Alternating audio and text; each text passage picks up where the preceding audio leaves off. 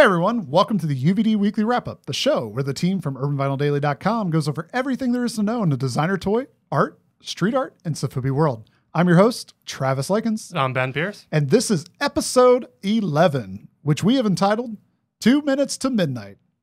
Which I don't get the reference, but we'll roll with it anyway. Iron Maiden, you ever heard of them? Only Number of the Beast. Okay, so if you noticed last week, we didn't have like a wrap-up episode. You noticed? Probably not, because there was like 6 of you that were watching, but we didn't have a wrap-up episode. We do apologize for that. I was out of the country, so I was not able to obviously record. And no one trusts me with this sort of stuff anyway. There's just too much for Ben to do. So we did give you, though, an episode where we answered a fan mail. They do exist. Yeah, we got our second fan mail. And Corey requested to know about how to make a toy. So we made a video that kind of walked you through what we know about making toys from the ground up. So hopefully that helps some of you guys out that are looking for some, kind of get into the business, maybe making something. And hopefully it helps you guys think about some things that you may not have known if you did make that leap. And it looks like people appreciate it instead of calling our bluffs and calling us stupid. Yeah, they did. Actually, we got some good comments, good feedback. We saw some, good shares. And so thanks for everybody that took the time to listen and to share that video.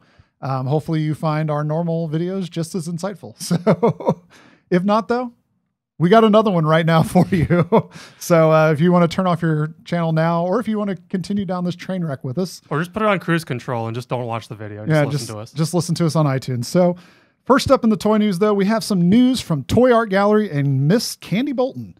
The Bake Kaijura, I think that's how you say it. The Phantom Whale. I think that's the edition name. I'm not quite sure. I didn't really gather on that. But basically, it's a new figure from Candy Bolton and Toy Art Gallery. And there's like a little blurb that goes with it. So I'll go ahead and read that for you guys. Story time. Yes. Bake Kaijura is the reanimated corpse of a vengeful whale spirit.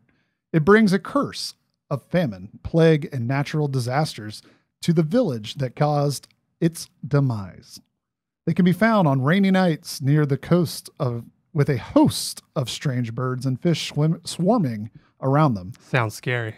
This 11-inch tall Sofubi figure is loaded with texture and detail and is articulated at the heads and hands.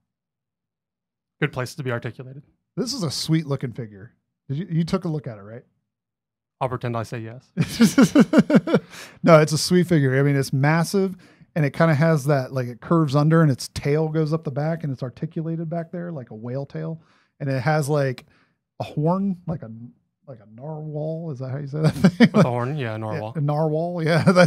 Like it's a sweet looking figure. And, kind of a cool, it's weird looking, but like. It's usually what Sofubi is. It's like art. It's like tastefully done. Like it's not just weird for weird's sake. As compared to untasteful being a whale tail. Depending on the context, yes. But yeah, it's just really, it's a really cool figure. And from what we've gathered, the edition, it's cast in the stone gray vinyl, which it's embedded with silver and copper flakes as well. So I'm sure it's got like a shimmer that the pictures didn't really partake. It didn't really capture very well. Based on our crappy ass show notes, I think the Phantom Whale is the figure and the Apparition edition that we're talking about is the colorway of it. It could be. I'm 100% not sure, but we're telling you about the thing and we're showing you pictures of it. So that's all that really matters, right? So this is the Phantom Whale Apparition edition. There you go. Apparition.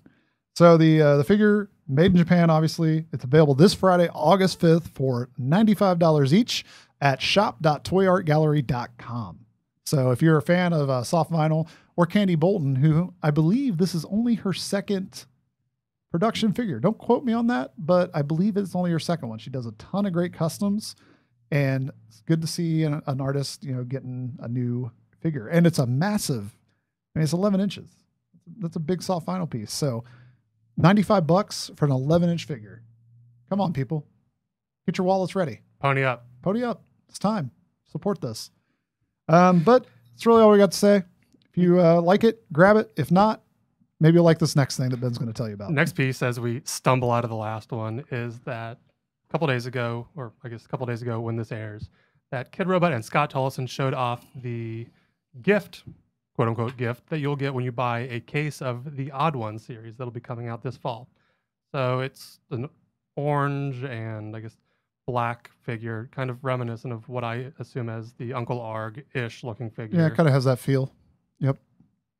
And honestly, we're waiting around to see what the figures look like in real life. We've seen the vector art showed off maybe a month or so ago, and I think didn't they show some of them off at San Diego Comic-Con too? I believe I saw the Frankenstein looking one. They may have. I didn't see a whole lot of pictures coming out of San Diego. There was a lot of stuff coming out of San Diego. I mean, like I said, I was out of the country, so I only like caught things here and there.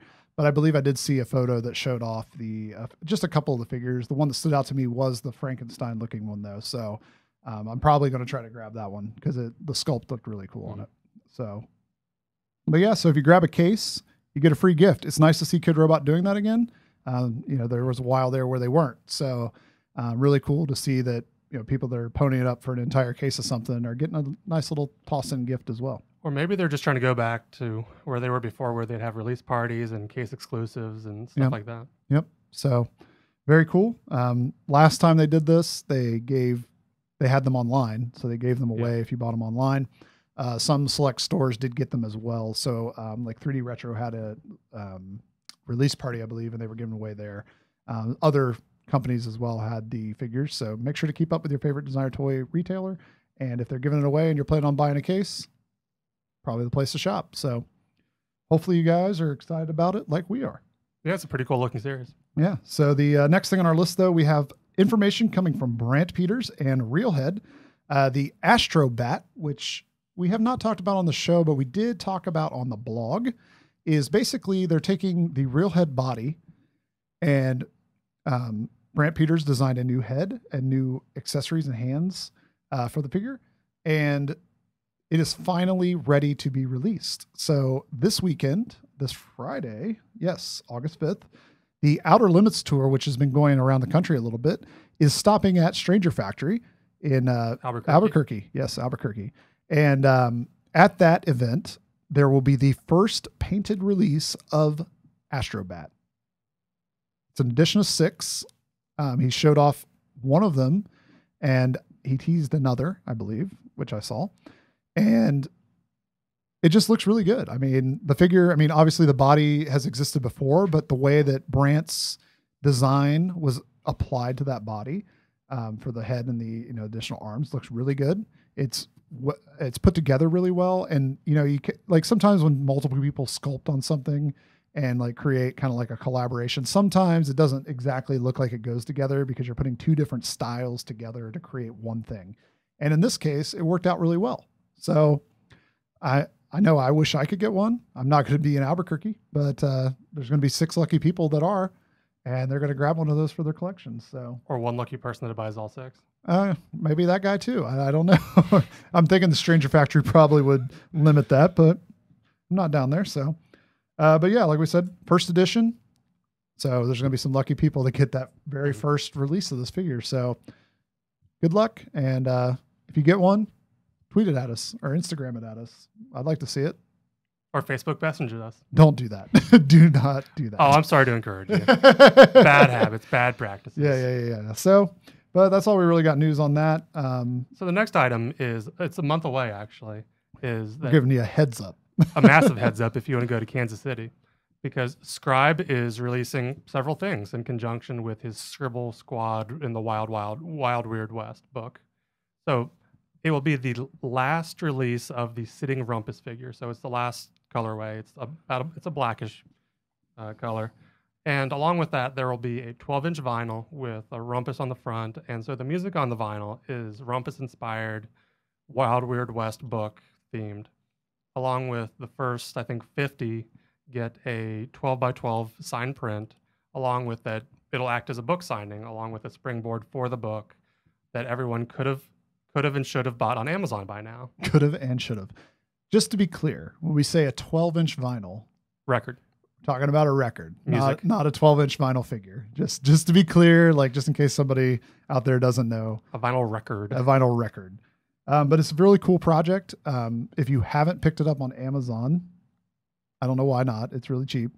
And if not, It's a lot of pages too. and if you haven't picked it up on Amazon, you should be planning to pick it up for this first Friday release. So that you can draw on it and sign it and Yeah. bless it. I mean, I guess you technically have to be where he is. So if you're not, then you need to be going to Amazon. But that's about all we got on this. We do have another thing, though. It's called The Third Eye Kaiju Monster by Chris Pyrate. Yeah, Pyrate. So it's a 6-inch tall figure, and it's limited to just 200 pieces. And it features a 360-degree wraparound box diorama. That's cool. A full circle. Full circle of a box with like really cool designs all over it. And I mean, you can see in the photo, like it's a nice piece of vinyl. Like it's something that if you like soft vinyl or you like anything like that, this is a great addition. So we didn't write down where you can get it from, but I'll put it down here on the You can also check out screen the blog here. since we've covered it in the past. Yeah, we covered it. We covered it on the past few days on the blog, so you can always check it out there. But I'll make sure to put a link in the lower thirds here. But it's a great piece. Go ahead and grab it if you are interested in it. If not, maybe you'll like this next thing. Which comes from Planet 3 Toys Bozo.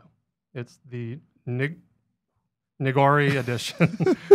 Sorry, that started out weird. That started out bad. Started out bad and weird. Nigori edition, coming soon to Lulabelle Toys. So far, we only have a teaser image showing the cloudy white vinyl made to look like unfiltered sake So, are you a sake fan? Do you like to get drunk? off rice wine or whatever it is. Yeah. So this the piece, all they've showed is the side view of the figure, but it's really cool looking at the clouded look to the vinyl. It really does kind of have that like liquid look to it. So hopefully we'll have more information. I think it'll probably be some sort of pre-order through Lulabelle. It's the last time they released a toy. It was like a pre-order. So we'll see. Once we get more information, we'll make sure to put it on the blog or talk about it here. But we've come to that point in the show where we talk about something that's old, But not crusty. but not crusty. Is kind of a crustacean, maybe. Not really. This guy's kind of a fish, right? He's got a fin. I guess it's a creature of the Black Lagoon. Something, so- I don't know. So what we've got here today is the Mutant Vinyl Hardcore and Skinner collaboration called Crawlus. It is a 13-inch tall, soft vinyl figure based on a design by the two artists put together, and actually won Best Safubi in 2014 from the Designer Toy Awards. So that's a pretty good thing. These figures range depending on what they were. I think I saw them blank around 200, but they, when they get customized, they get way up. I think this one was like 2 something. I don't remember how it was a while ago. But the figure, this one happens to be the Orions edition, which was Skinner's release where he hand painted them and had a limited amount on his site. But the figure features a lot of detail. I'm pretty sure it was sculpted by Shinbone. They did the 3D sculpting for the figure. But if you don't know, Mutant Vinyl Hardcore and Skinner, they're both pretty big in the scene. But they created this piece in an attempt to, really just have like a 80s kind of feel. Like it feels like an 80s toy.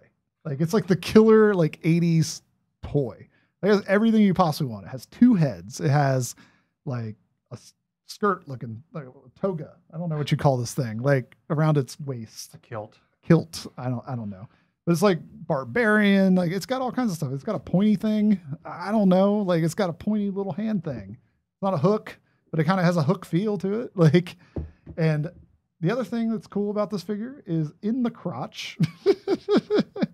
Do not ask why he's looking in a monster's crotch. Because bear with him. Because it says as pure as Jesus's balls. Please don't complain to us about sacrilege. I will say, and this is not being hard, it says Jesus's, like Jesus apostrophe S. So possessive. But it could be possessive if it was Jesus apostrophe. That'd be more than one Jesus. Jesus's balls. Yeah, I guess you're right. Yep. Just thinking. So on the bottom though, it has Skinner and it has MVH written out on the feet. But just the message itself is kind of funny. We will not promote looking up skirts. No upskirts on the blog. But besides that, this figure was hand painted, as most of these were. And Skinner did a killer job just getting all the details, bringing out the sculpt, this chain around it. I mean, it has that like soft vinyl feel where there's like a little bit of blur. So it's not like cut off like like a Western vinyl figure would be. Sofubi has a little bit of a, rough edge. It's kind of like the, when they used to be hand painted in Japan, it's kind of like an ode back to that, but all in all, it's a really cool figure, award winner figure. It's another thing. And trying to get one of these now, unless there's a new release, is nearly impossible unless you know somebody and can trade around for it, or you're willing to pay the exuberant flipper prices on eBay. I believe the last one for like $900 that I saw on eBay. So unless you're ready to shill out the bucks, you're just going to have to wait till if another one comes out, or you find somebody that's down on their luck, I guess. I'll sell you Travis's for $400. Whoa, trying to flip my figure. Wow. And you'll see these figures, these heads, they'll show up again in time to time. Like Skinner uses this on one of his figures, and there's a Mutant Vinyl Hardcore figure that uses this head on a different body. So there's other ways to get it, just not together. So on the face, do you think that the faces were put on here first, or like the heads were like for the white? Or usually everything's painted like separately for the most part, and they put it back together. So more than likely he painted it all separate and then pieced it back together. It's just easier to be able to paint, all around the figure. I just noticed the white on the one part of the face. Yeah, because it's on that side. And he painted the ear. There's no way he got into the ear or back into here without taking it apart. So it must have been apart when he painted it. But good work, Skinner. Good luck. Good work, MVH. And good luck getting these. Good luck getting these. But like I said, the Throwback Thursday toy review is not only for people that have been collecting toys for a while, it's for somebody that maybe just got into the scene and wanted to see something different. And we've had a lot of requests for why aren't we talking about more Sofubi on the show? I mean, we talk about a lot in the news, but we don't talk a lot about it in the review section. So we thought we'd bring one on. And what better way to start than one that won Best DTA in 2014. So speaking of DTAs, they're coming up. They're coming up. Currently, nominations are now open. You can head over to the designertoyawards.com and nominate your favorite blog, toy, or podcast.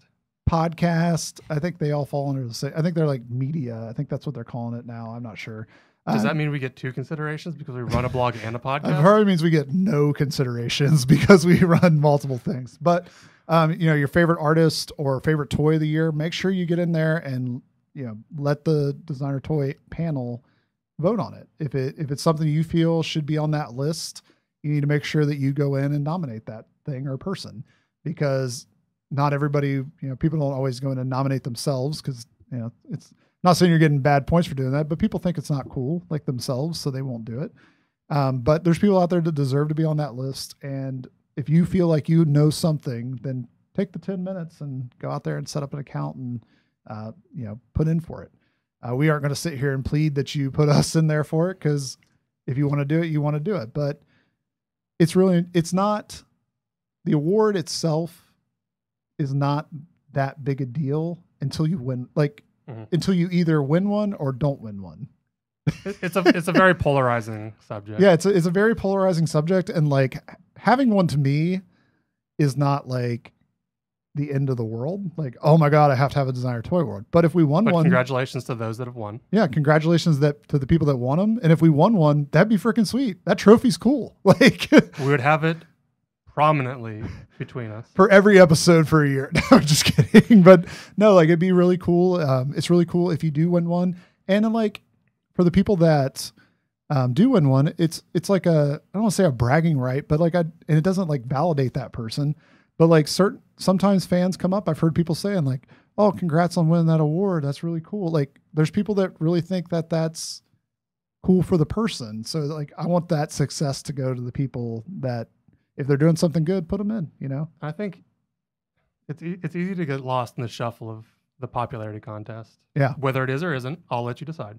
But whether you win or not, that I think even being nominated gets whomever exposure. Yeah, definitely. So it's at least a helpful aspect of it, even when some of the winners are obvious in some of the categories. Yep. So like even a good example is we've been on the panel in the past and, we've looked at the list of, potential people for certain categories when we, whichever one they select us to look at. And there were people on that list I didn't really know. And like that caused me to go find that person and then, make sure I was following them on Instagram and stuff like that. And or at least giving everyone a fair shake instead of just doing name association. Well, and so like what I'm getting to is that even if like it's not adding name recognition to that person because people are going and looking at the nominees or Designer Toy Awards, there's a panel of people that is, people throughout the designer toy world that end up reviewing those nominees for the non-public voted categories. And there may be people like that you don't have a clue. So you have to go search that person. You find a new artist. So like you're creating name awareness within the scene about people that they may or may not know. So if somebody's doing work and they may not be like the top tier designer toy person, but it warrants being nominated, put them in because it'll bring awareness to people like us that run a blog or a podcast or an artist that, they're looking at it too or whatever, or a magazine or whoever's involved in being on the panel. And they might find someone new to talk about too. So they may not win a designer toy award, but they're creating recognition and awareness for that person. And that's, I don't want to say just as important, but it's important as well. So just if you feel like you got somebody that's the person that they need to be put in for something and they warrant it, put it in. Don't just put Joe Blow in because the Joe Blow should be in it. Channel your inner Glenn Danzig and you've got something to say. Yeah. I got something to say. I voted on the DTA today. It doesn't matter much to me. As long as someone wins. Okay, so that wraps up DTA Chant and our Throwback Thursday toy review. On to the pin game. The pin bandwagon. AKA art news. Art news. Pintocalypse. All the pins. So in this long-winded intro, that Mr. Toast, Special Ed Toys, and Always Holden are introducing a pin set. 2 different pins of the Imperial Breakfast Club. You have an 1.5-inch Darth Bacon, which is easily recognizable, and a 1-inch Egg Trooper, again, very easily recognizable, as soft and emblem pins. And in the photo, you can see that there's a blank speech bubble on the back of the header card in which either Dan Goodsell or I guess 2 of the other compatriots will be writing in specialized, maybe not individualized specifically to you messages, but it'll be unique, not duplicated. And so those are available now for $26 a set, or there are ones of each since there's only 40 sets made out of the 200 pins. Yep. So those are $26 a set and they're available at Special Ed Toys. I believe so. Okay. So really cool little figures. If you're a pin fan, great. If you're a Star Wars fan, great. If you're a Mr. Toast fan, great. Even better. Even better because this is perfect. And they're cute little characters. Mm-hmm. I mean, they did a good job with this. There was a bootleg figure of Darth Bacon from Special Ed Toys a couple year back, something like that. Cool figure, cool design. And now it's cool. You can pin it on your jacket or you can leave it on the card back because it comes on like a, like the Star Wars looking pin back or card back. Like the ones they did for the Kickstarter. And Darth Vader and Darth Bacon back when it was a bootleg. So really cool thing. Next up on the list though, Scent Rock. He's released his capsule collection, which is basically like a lifestyle pack. I don't know what you want to call it, but it's got a t-shirt, a hat, a pin, a patch, a sticker pack, and a signed print. That'd make my life. It's like everything, you can wear a hat, shirt, you can hang up something on your wall, like you can put a patch on your backpack. I don't know. It's kind of like what restaurants sign. You have a shirt, you may not have shoes, not necessarily pants in this situation, but you have the shirt and hopefully you have something on your feet. So you're Winnie the Pooh. Yes. So, but it just released earlier this week. You can grab it from birdcitysaints.com. They are $100 each and looks really cool. Really cool design. It's got his bird mask character on the front of the shirt. It says Scent Rock on the hat, print, the pin. really cool stuff. So make sure to grab it if you're a fan of the artist, and it's a great way to support outside of just the normal paintings or those kind of things for this artist.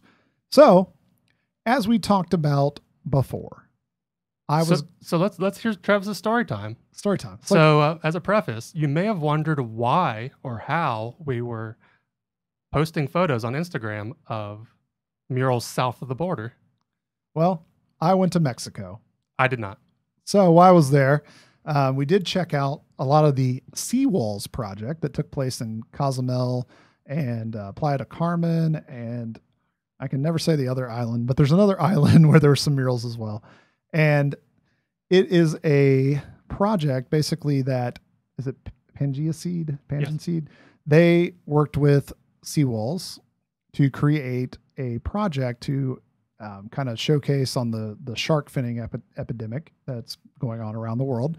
And it's a way to, help use art to support that project. So there's pieces from the London Police and tons of other artists throughout, the scene or the world, basically, that were all done in support of that project. So we just wanted to share some of the photos.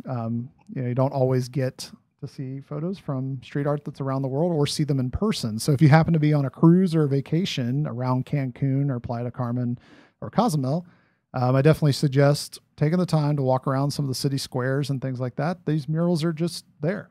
Like, they're not hidden. Some of them are massive.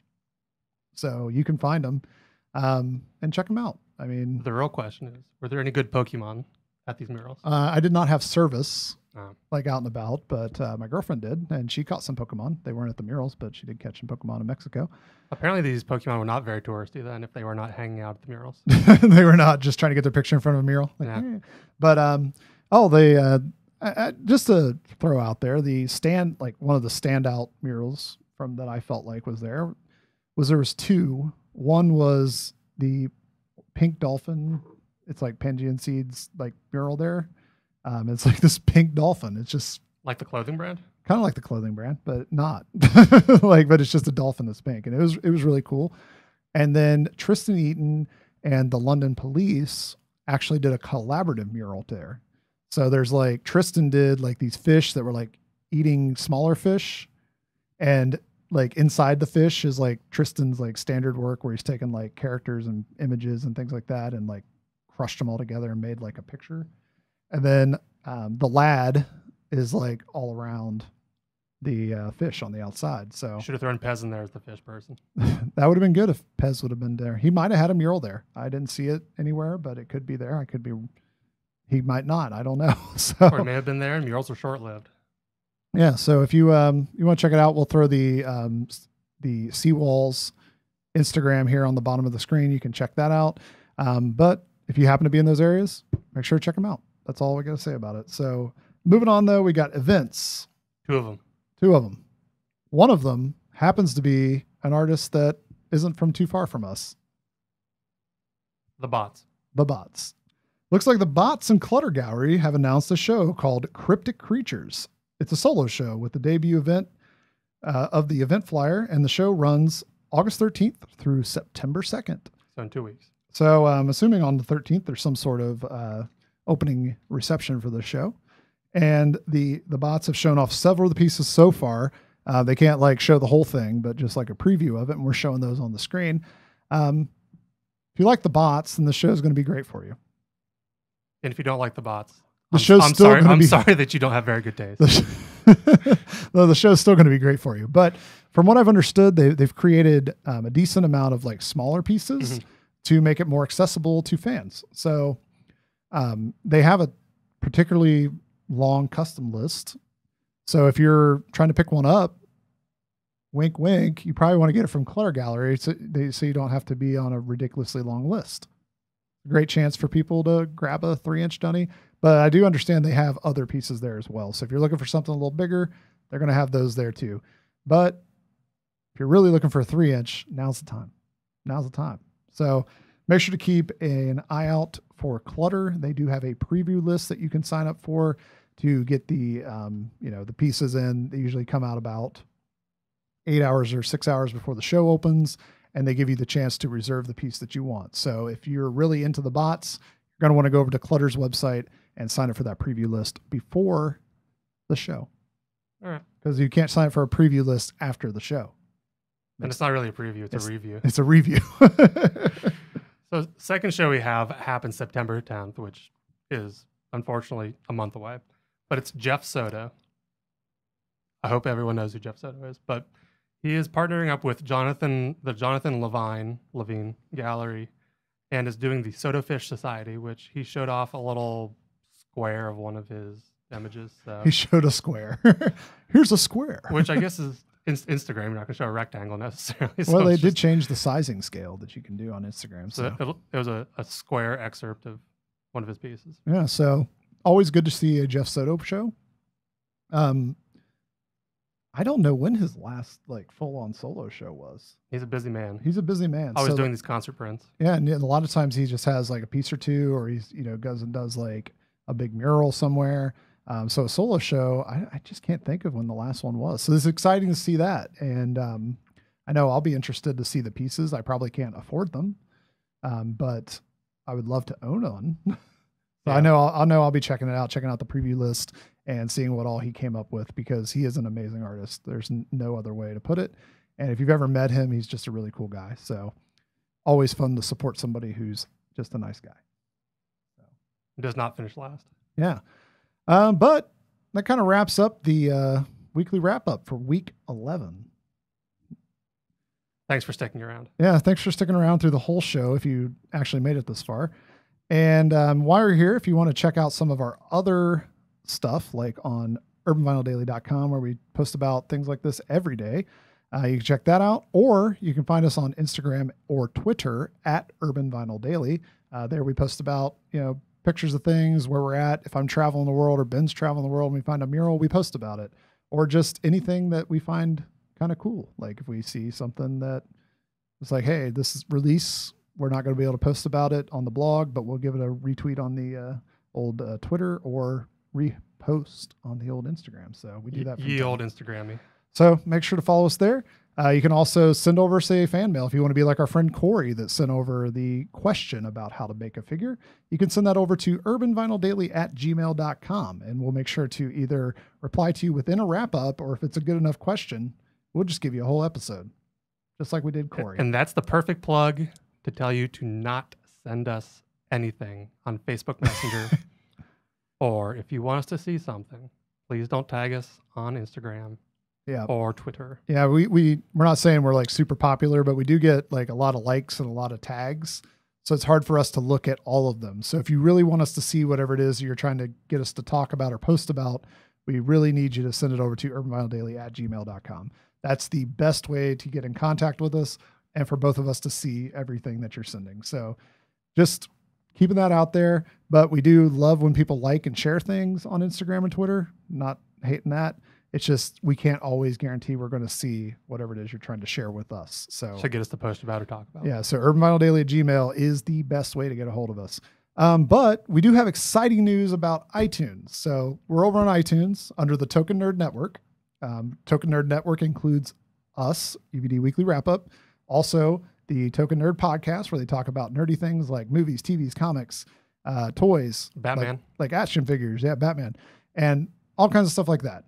But there's a new addition to the Token Nerd Network. Really? Yeah. It's called Real Film Geeks. And in that podcast... Fishing. No, like a film reel. Like, I was hoping for a fishing reel. Back when cameras had film, But what they talk about is they take a random topic, they draw it out of a hat, and then they expand upon it. So like recently they talked about their favorite 2D animated films. They also talked about directors recently. So if you're into movies and hearing people talk about it, then Real Film Geeks is right up your alley, and you'll want to check them out. The really exciting thing to tell you, though, is that if you subscribe on iTunes to Token Nerd Network, you will receive all 3 of those podcasts. For the price of one. For the price of free. So make sure to subscribe. Come right to your phone. You don't have to look at our faces. It's great. I don't blame you for not wanting to look at us. But kind of wraps up the week. Thanks for support. Thanks for liking our last video where we talked about how to make a toy. If you didn't check it out, check it out. As always, I'm Travis. I'm Ben. Have a great designer toy day.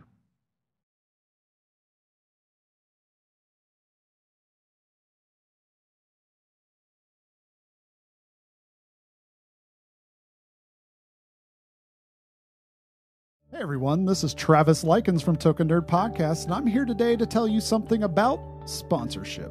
That's right, Token Nerd now has a sponsor. The fine folks at TenaciousToys.com, your source for designer toys, pop vinyl, original art, and more, are now our sponsor. And guess what? As a part of that, you can get 10% off your next order at TenaciousToys.com by entering the code TOKEN10 at checkout. That's right, 10% off. And not only are they giving you this code, they're also going to be sponsoring many of our Token Nerd giveaways in the next coming months. So make sure to follow us at token_nerd on Instagram to catch our latest giveaways.